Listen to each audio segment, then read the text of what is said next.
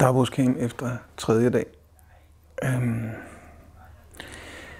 Nu begynder det her at blive hårdt på en led måde. Det er mig, der lægger pres på vagter og på fanger.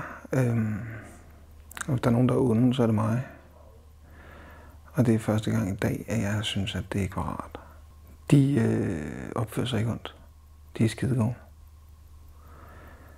De er venlige og empatiske og dygtige til at løse deres opgaver, og jeg fjerner deres mad og gør alt muligt for at stresse dem. Og det virker ikke. Og det er jo godt, fordi det siger noget om, at mennesket er godt og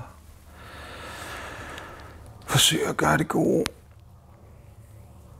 Og det er svært at... Man kommer sådan lidt til at holde af deltagerne. Altså det gør man meget. Og det bliver sværere og sværere at skulle være den onde. Skulle være den, som skaber det onde. Og jeg glæder mig til at komme hjem. Og vi er ikke engang halvvejs.